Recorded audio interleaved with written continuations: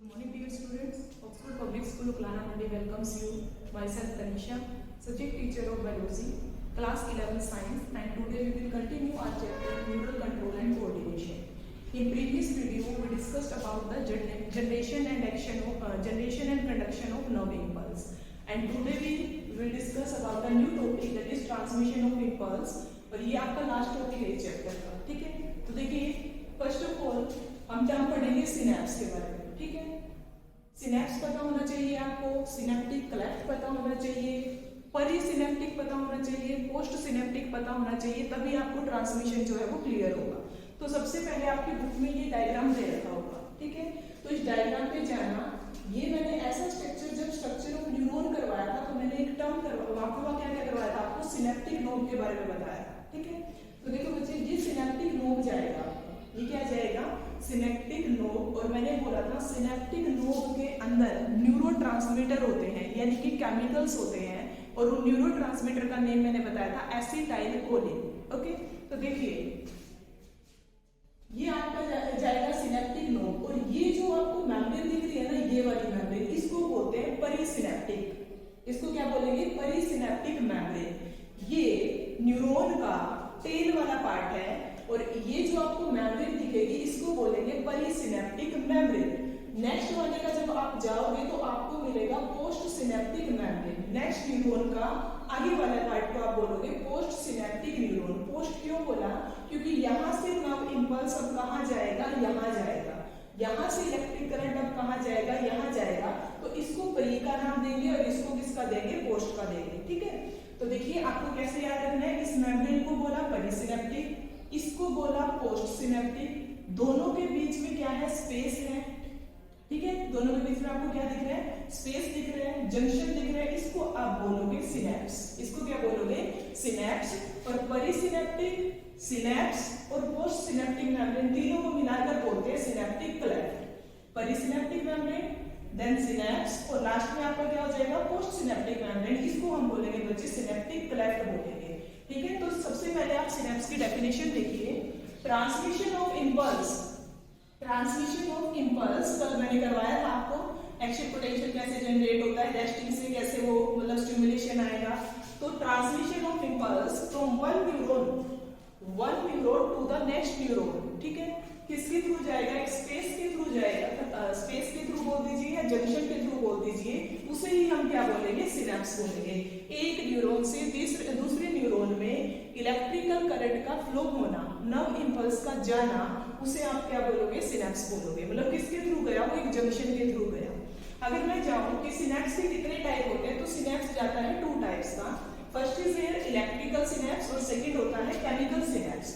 देखो आपको याद रखना है कि इलेक्ट्रिकल जो सिनेप्स है वो क्या करता है, rate of impulse transmission faster होती है किसके थ्रू, इलेक्ट्रिकल सिनेप्स के थ्रू, as compare to chemical synapse. अब क्या ये इलेक्ट्रिकल सिनेप्स है और क्या केमिकल सिनेप्स है। देखिए इलेक्ट्रिकल सिनेप्स क्या होता है, जब इलेक्ट्रिक सिनेप्स जो है वो मतलब परिसिनेप्टिक, जो इलेक्ट्रिकल सिनेप्स का केस होगा उसमें आप देखोगे जो परिसिनेप्टिक मेम्ब्रेन है और पोस्ट सिनेप्टिक मेम्ब्रेन है वो बिल्कुल क्लोज होगी। इलेक्ट्रिकल सिनेप्स में क्या होगा, जो प्रीसिनेप्टिक मेम्ब्रेन है और पोस्ट सिनेप्टिक मेम्ब्रेन है वो क्या होगा, उनके बीच का जो गैप होगा या तो वो सेंटी मिलेगा या फिर 0.2 माइक्रोमीटर मिलेगा। अब आप सोच लीजिए 0.2 माइक्रोमीटर कितना कम होता है, ठीक है। तो क्या होगा, क्लोज प्रॉक्सिमिटी में होगा। Electric current flow directly from one neuron to other. जैसे इंडक्शन जाता है ना, तो ये कह रहे हैं कि इलेक्ट्रिक करंट जो है वो एक न्यूरॉन से डायरेक्ट किसमें चला जाएगा, दूसरे न्यूरॉन में चला जाएगा। किसके केस में, इलेक्ट्रिकल सिनेप्स के केस में। बहुत कम टाइम लेगा, किसके कंपेयर में, केमिकल सिनेप्स के कंपेयर में। केमिकल क्यों बोला, क्योंकि वहां पर न्यूरोट्रांसमीटर का रोल आ जाएगा, यानी कि एसिटाइलकोलिन वगैरह का क्या आ जाएगा, रोल आ जाएगा, ठीक है। तो आपको ये याद रखना है, इलेक्ट्रिकल जो सिनेप्स है वो क्या है, इसमें जब आप परिसिनेप्टिक और पोस्ट सिनेप्टिक मेम्ब्रेन को देखोगे तो वो बिल्कुल क्लोज प्रॉक्सिमिटी में होता है, यानी कि कितना गैप मिलेगा, 0.2 माइक्रोमीटर या फिर अपसेंट मिलेगा। उसके बाद आपको याद रखना है इलेक्ट्रिक करंट डायरेक्ट फ्लो कर जाएगा एक न्यूरॉन से दूसरे न्यूरॉन में। थर्ड फिर rate of impulse transmission faster as compare to chemical synapse. Example अगर आपसे पूछे तो सेरेब्रल कॉर्टेक्स और ब्रेन के कुछ एक पार्ट होते हैं, वहां ये इलेक्ट्रिकल सिनेप्स क्या करता है, काम करता है। अब आप आ जाइए केमिकल सिनेप्स में। देखिए यहाँ जब आप पेरिसिनेप्टिक और पोस्ट सिनेप्टिक मेम्ब्रेन के बीच में गैप देखोगे तो वो आपका चला जाएगा 10 to 20 माइक्रोमीटर, 10 to 20 माइक्रोमीटर, यानी कि स्पेस क्या मिलेगा, ज्यादा मिलेगा। अब देखो पीछे से क्या हुआ, एक्शन पोटेंशियल आ रहा है, देखिए कैसे केमिकल सिनेप्स काम करता है।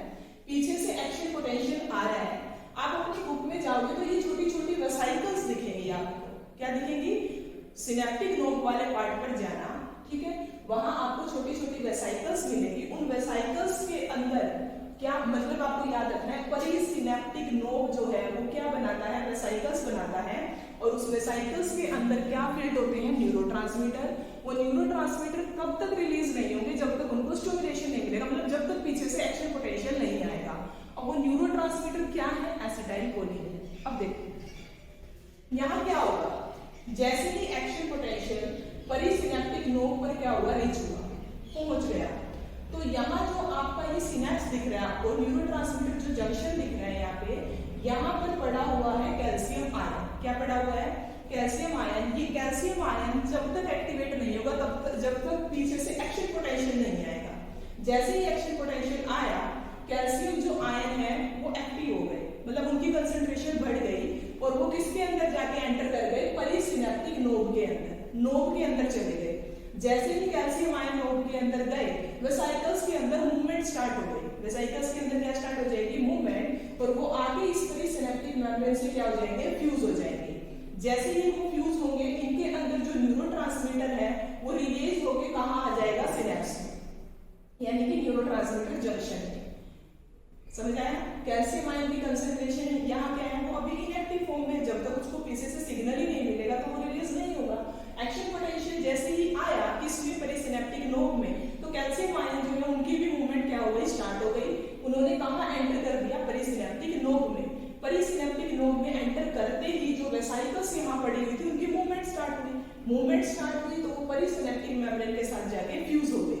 फ्यूज होते ही देखिए ऐसे फ्यूज हो जाएगी, ऐसे, और ये न्यूरोट्रांसमीटर कहाँ जाएगी, न्यूरोट्रांसमीटर जंक्शन पे। अब ये न्यूरोट्रांसमीटर को है एसिटाइलकोलिन, वो जाके पोस्ट सिनेप्टिक के ऊपर रिसेप्टर प्रेजेंट होते हैं, वहां जाके क्या हो जाएंगे, बाइंड हो जाएंगे।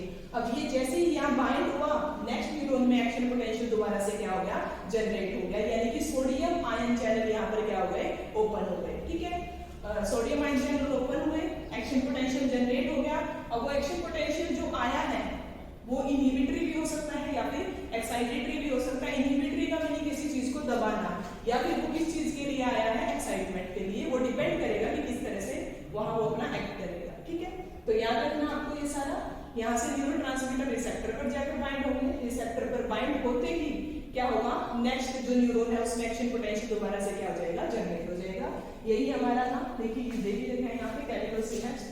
तो मैंने जो नोट्स भेजे हुए हैं आपका उसमें सारा मटेरियल है रिटन में, आप उससे पढ़ लेंगे, ओके। बाकी मैंने आपको समझा दिया।